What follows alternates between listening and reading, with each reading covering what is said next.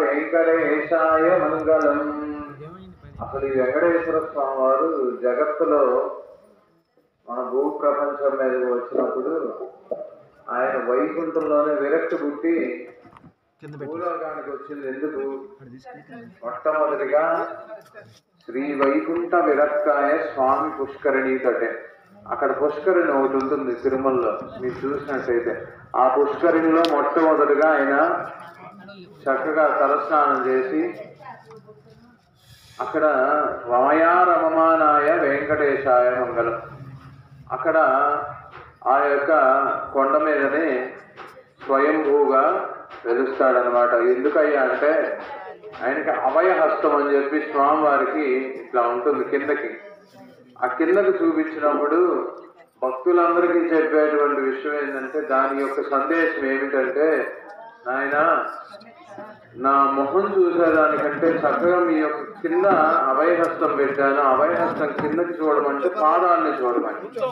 ముందుగా ఆ పాద పద్మములను ఎవరైతే దర్శనం చేసుకుంటారో ఈ కలియుగంలో ఉన్నటువంటి మనకి తెలిసి తెలియక ఉన్నటువంటి పాపాలన్నీ కూడా తొలగిపోతాయి అన్నమాట. అందుకే స్వామివారికి అటువంటి ప్రీతికరమైనటువంటి వాహనం ఎవరయ్యా అంటే గరుడాళ్వారు. అటువంటి గరుత్మంతుడికి అట్లానే మకర తోరణం, మకరము అంటే ముసలి.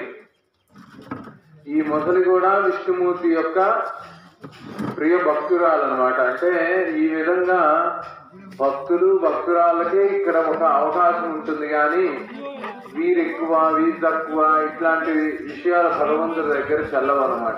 ఎవరైతే చక్కగా భక్తి శ్రద్ధలతో ఉంటారో అటువంటి వారికి ఈ యొక్క స్వామివారి దగ్గర సేవా కార్యక్రమం అనేది దక్కుతుంది.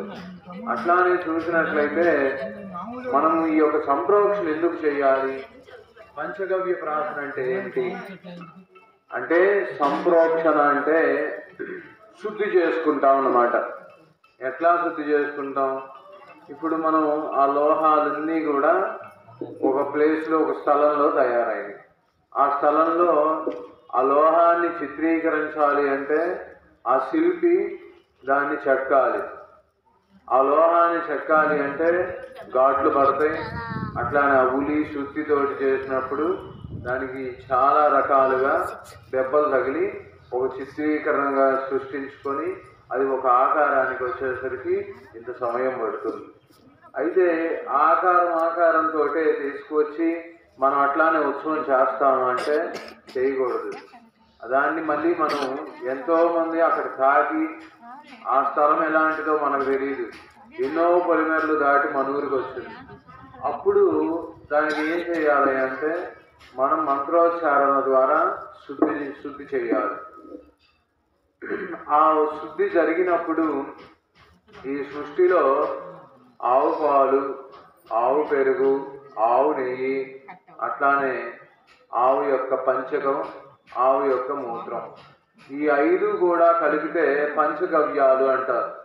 పంచగవ్యములు అంటే మనకి ఎప్పుడు కూడా శుద్ధింపజేసేటువంటిది ఏదైనా కూడా అది ఒక మంచి ద్రవ్యం అన్నమాట.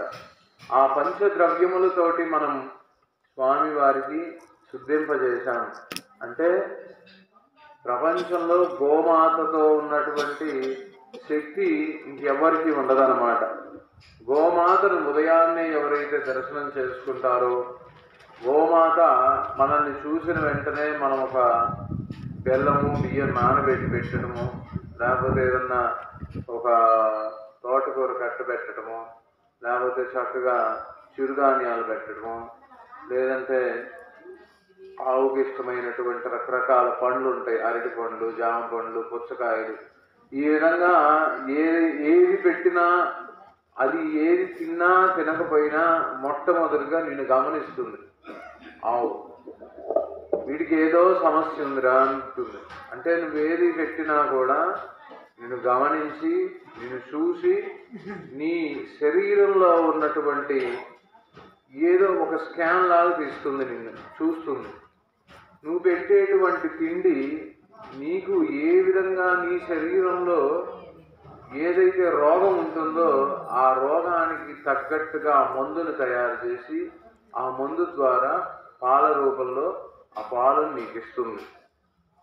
ఆ పాలు కానీ మీరు తాగినట్టయితే నీవెప్పుడైతే తిండి పెట్టావో ఆ తిండికి తగ్గట్టుగా మరలా నీకే ఉపయోగం చెయ్యాలని చెప్పి నీ యొక్క వ్యాధులన్నీ తొలగిపోవాలని చెప్పి నీకోసమే ఒక పాల రూపంలో నీకు రోగానికి మందు ఆ పాల ద్వారా తయారు చేసి ఆ పాలను తాగమని నీకు ఇస్తుంది.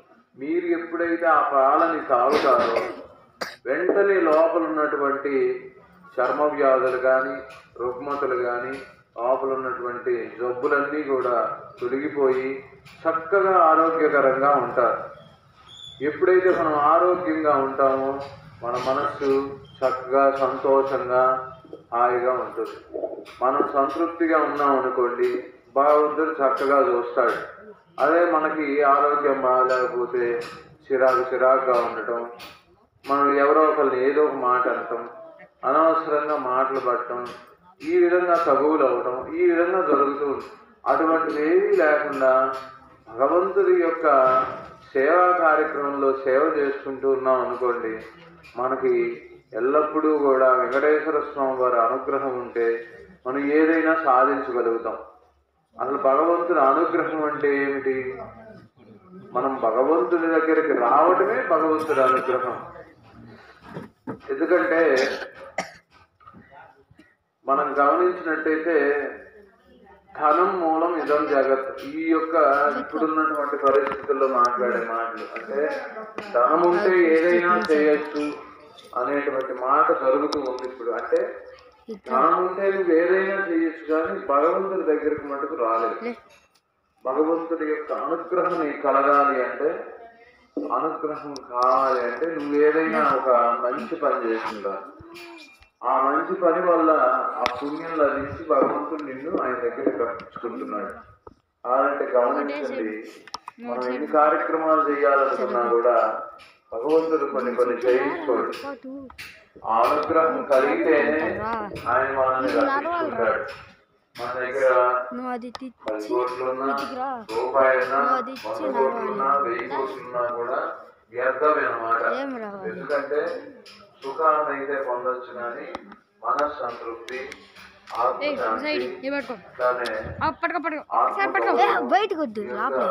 విశేషంగా సంతృప్తి కలగానే ఇస్తాడనమాట. అటువంటి వాటిలో మనం ఈ కార్యక్రమాన్ని ఈరోజు చక్కగా చేసుకుంటున్నాం. చక్కటి రోజు దశమి, స్వామివారికి ఇష్టమైనటువంటి మంచి బుధవారం స్వామివారికి చాలా విశేషం. అటువంటి ఆ విష్ణుమూర్తి కలియుగ జై హనుమాన్, ముఖ్యమైనటువంటి తోడు నీడగా జై శ్రీరామ్, జై శ్రీరామ్, నేనున్నాను స్వామి అని చెప్పి మొట్టమొదటిగా ఉండేటువంటి వాడు జై తులసికోట, ఏమీ జరగదు.